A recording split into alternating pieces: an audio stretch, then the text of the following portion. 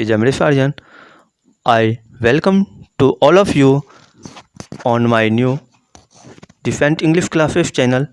तो दोस्तों, अगर आप इस चैनल पे नए हो तो सबसे पहले आप इस चैनल को सब्सक्राइब कर लें ताकि आपको इस चैनल के माध्यम से आने वाला वीडियो का नोटिफिकेशन आपके तक पहुंच सके। इसके लिए आप बेल आइकन को भी प्रेस कर लें और साथ ही साथ इसे अपने ग्रुप में शेयर कर लें, जिससे आपको आपके साथ साथ आपका जो ग्रुप है, दोस्त है, उससे भी बेनिफिट हो जाए, वो भी पढ़ सके, अच्छी तैयारी कर सके।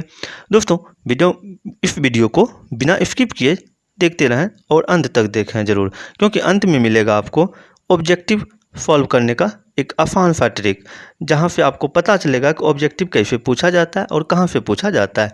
तो आइए बिना वीडियो को देर करते हुए हम पोएम की ओर चलते हैं। तो if I were to see her shape from a mile away, कहता है अगर मैं उसे देख सकता हूँ, किसकी, हर शेप, उसकी शेप को, उसकी आकृति को, उसकी फिगर को, फ्रॉम अ मील अवे, एक मील की दूरी से अगर उसकी शेप हमें दिख जाए, वह की छाया भी दिख जाए, उसका आकार भी दिख जाए, तो आगे क्या कहता है, किसकी बात कर रहा है? और पोएट जो है यहाँ पर वो अपनी नानी माँ की बात कर रहा है। That I had know so quickly, अगर वह उसे दिख जाता था तो वह उसे क्विकली, बहुत ही शीघ्रतापूर्वक वह पहचान लेता था। दैट इट वुड बी हर, कि यह वही है, कौन? उसकी नानी माँ। The purple scarf and the plastic shopping bag, if I felt hands on my head, I had no what those were her hands।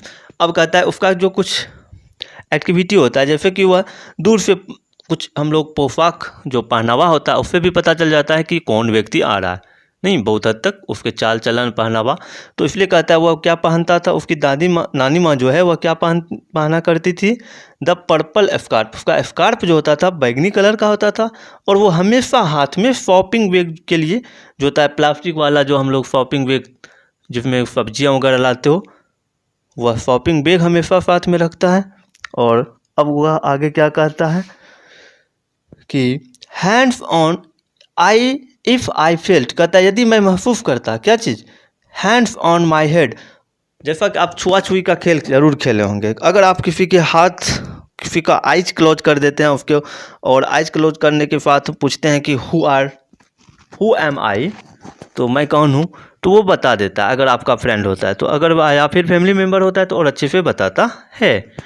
तो अगर किसी के साथ हम डीप रिलेशन में होते हैं तो उसकी स्पर्श मुझे पता चल जाता है, उसकी स्किन की जो क्वालिटी होती है उससे पता चल जाता है कि कौन है।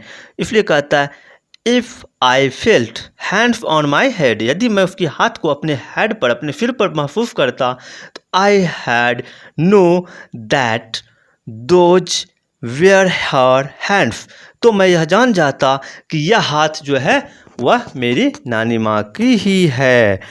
तो आइए अब नेक्स्ट पेज को देखते हैं। क्या होता है, क्या? Warm and damp with the smell of roots if I hear. अब कहता है क्या, वह पहचानता क्यों था? स्मेल के द्वारा, क्यों? रूट, जड़ जिसे कहते हैं, दैट मीन्स कि हमारी पूर्वज जो होती है, जड़ का क्या काम होता है? वृक्ष में जो जड़ होती है उसका क्या मैन, तो वही होता है, जड़ पे ही टिका होता है वृक्ष।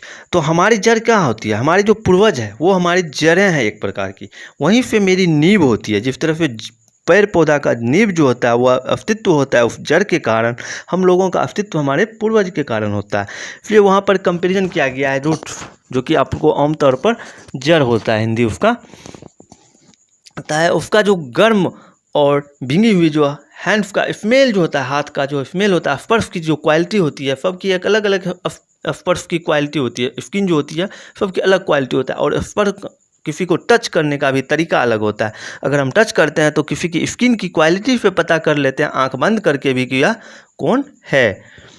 आगे कहता है if I heard a voice coming from a rock, I or no and her words, तो वो जान लेता है, क्या जान लेता है, अगर बहुत दूर से चट्टानों से टकरा करके अगर उसका कमिंग फ्रॉम मतलब किसी रॉक पत्थरी एरिया जो होता है, पहाड़ जो होता है, वहाँ से अगर आप जाते हो, इको फ्रेंडली इको वाली फीलिंग आती है। जैसे आप एक बगीचे में चले जाते हो, वहाँ आप जोर से शाउटेड करो तो ऐसा लगेगा कि सामने से किसी ने आवाज़ दिया आपको, जिस वर्ड का आपने यूज किया वही वर्ड उधर से आ गया, तो उसे ही हम कहते हैं इको। तो वही सेम चीज़ें होती है पहाड़ के पास। पहाड़ी एरिया में जब जाते हो आप, तो वहाँ से आवाज़ को रिफ्लेक्ट करने की चीज़ें जो होती है वो दीवार का काम करता है, रॉक। तो इसलिए कहता है अगर रॉक से चट्टानों से टकरा करके आने वाली जो ध्वनि होती है, आमतौर पर वह हम पहचान नहीं सकते हैं कि हमारी ध्वनि है, लेकिन पोइट क्या कहता है, उस ध्वनि को भी मैं पहचान सकता हूँ कि यह ध्वनि किसकी होगी। अगर वह वास्तव में उसकी ध्वनि आती है तो मैं उसे पहचान लेता हूँ, एंड हर वर्ड्स, और उसकी वर्ड जो होती है वुड फॉलो इनसाइड मी, और मुझ में प्रवाहित होने लगती है, मुझ में फॉलो होने लगती है, लाइक द लाइट, ठीक उसी तरह से, उस लाइट की तरह जिस तरह से of someone offering a face from sleeping fire at night, ठीक उस तरह से प्रवाहित होने लगती है जिस तरह से, अगर जैसे कि हम आग जलाते हैं, आग का गोला थोड़ा अगर जला लेते हैं, जैसे ठंडी में तो हर कोई लगभग जलाता है, अगर आग जल रहा होता है, आग जब बुझने को होती है, उसमें जो राख होता है एफेस, वह उसके अंदर जो होती है आग, कुछ बर्निंग आग, वो ढका हुआ रहता है। लेकिन अगर कोई उसे उखेड़ दे, उड़ेल दे, तो उसमें क्या होता है कि जो भी आग, जिस चीज़ में जिस थोड़ी थोड़ी जो आग बचा हुआ रहता है उसमें, पीस में, लकड़ियों में, वह क्या होता है, लाइटनिंग करने लगता है, वह दिखने लगता है, लाल लाल दिखने लगता है। ठीक उसी तरह से वह आग जो है दिखाई देने लगा, प्रवाहित होने लगा। उसी तरह से कहता है उसकी वर्ड जो है उतना दूर से आती है, फिर भी मैं उसे पहचान सकता हूँ, यहाँ तक कि इको की ध्वनि जो टकरा करके रॉक से आती है, उस ध्वनि को भी पहचान सकता हूँ। और इसलिए पोएट कहता है क्या, उसकी जो आवाज़ें हैं वह मेरे में ठीक उसी तरह से प्रवाहित हो जाती है जिस तरह से बुझती हुई आग को किसी के द्वारा उखेड़ने पर जो फिर चिंगारियाँ निकलती है, जिससे प्रतिलिप्त होती है कि आग है, उस तरह से ही उसके वर्ड जो है मेरे कानों में गूंजने लगती है और मेरे अंदर जा कर के वह प्रवाहित होने लगती है। दोस्तों, ये आपका था हिंदी एक्सप्लेन कर दिया गया आपका हिंदी में। अब आइए हम लोग, जैसा कि आपको मैंने कहा था कि लास्ट में आपको ले चलेंगे हम अबाउट ऑथर की ओर, तो अब ले चलते हैं हम लोग अबाउट द ऑथर। तो आइए अबाउट द पोएट। रे यंगवियर was an American poet and he was also a novelist। रे यंगवियर जो है कहाँ के हैं, अमेरिका के रहने वाले हैं, और वो एक कवि के साथ साथ नॉवेलिस्ट भी है, उपन्यासकार भी है। He was born in 1950 in Marshalltown, या मार्शल टाउन में इनका जन्म हुआ था 1950 ईस्वी में। तय क्या आगे, लॉन मेस्कॉकी, जहाँ की कहाँ का है ये, मेस्कॉकी में, अमेरिका में एक मेस्कॉकी जो नामी शहर है, वहीं के अंतर्गत इनका बोर्न हुआ। He often switched between English and the Meskwaki language to express himself more fully.